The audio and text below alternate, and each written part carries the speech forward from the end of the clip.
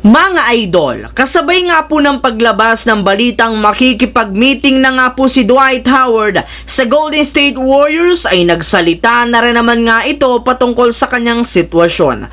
Yan naman ang ating unang storya na aalamin at unang pag-uusapan na sasamahan ko na rin ang naibalitang pagbabalik ni Phil Jackson sa Los Angeles Lakers at ang sinasabing pagkakaiba ni na Coach Tim Cone sa dating head coach ng Gilas na si Coach Chot Reyes. Kaya mga idol, tara, halina't umpisahan na natin yan.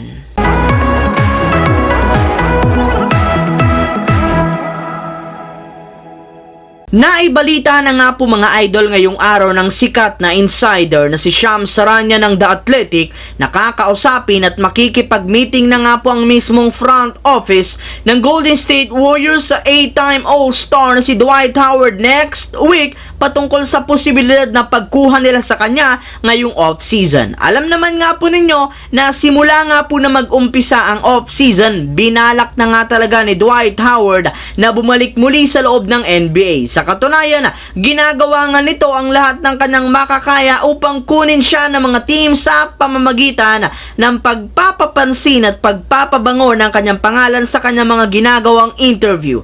Maliban nga po dyan, parati rin naman nga itong umiingay sa kanyang social media account. At bagamat man, sinukuan na siya ng kanyang dating team na Los Angeles Lakers, patuloy pa rin naman ito sa kanyang mga ginagawa para makabalik lamang. Kaya hindi na nga po naitago pa ni Dwight Howard ang kanyang saya at excitement matapos matanggap niya ang balitang makikipag-usap sa kanya ang Golden State Warriors na isa rin namang ganap na championship contender na gusto niya talagang salihan. Samantala, pumunta naman tayo sa ating pangalawang storya sa naibalitang pagbalik ni Phil Jackson sa Los Angeles Lakers. Matapos nga po mga idol na papirmahin ng Lakers ng contract extension si Jared Vanderbilt ng 4-year, $48 million, dyan na nga po nagtatapos ang mga ginawang move ni Rob Pelinka ngayong off-season. Yes mga idol, sa ngayon, meron na nga pong 14-man lineup ang Lakers at ang natitira nga pong isang pwesto sa kanilang team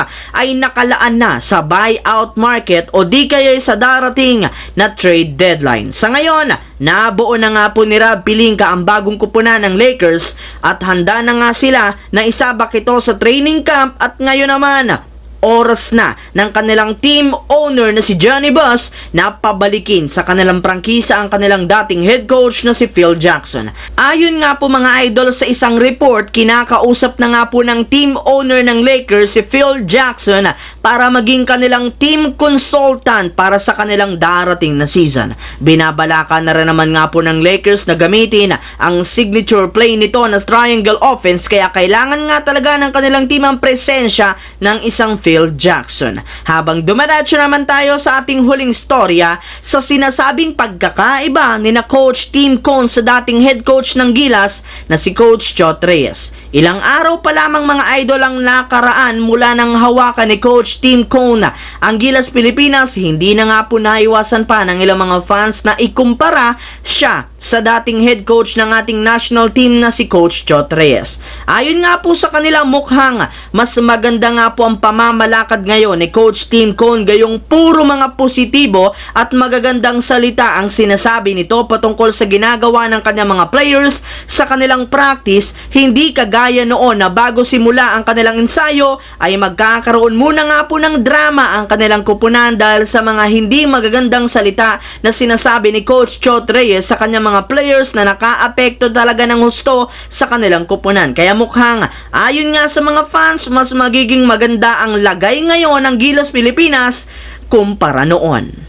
Ang videong ito mga idol ay hatid sa inyo ng Aurora Game, isang play-to-earn mobile app na kung saan pwede kang kumita habang nag-e-enjoy ka. Maraming mga games dito mga idol gaya ng color game na alam kong siguradong mananalo kayo, Dragon versus Tiger na simple lang pipili ka lang kung Dragon ba o Tiger ang mananalo. Meron ding toss a coin na alam kong alam nyo na at marami pang iba. Sobrang dali lang mag-register, gamit lang ang iyong mobile number, hintayin ang verification code at gumawa ng password. Madali lang din mag-cash in at pag panalo, cash out agad gamit ang iyong GCash account. Kaya ano pang hinihintay nyo mga idol? Mag-download na at manalo. Nasa comment section ang link para makapagsimula na kayo.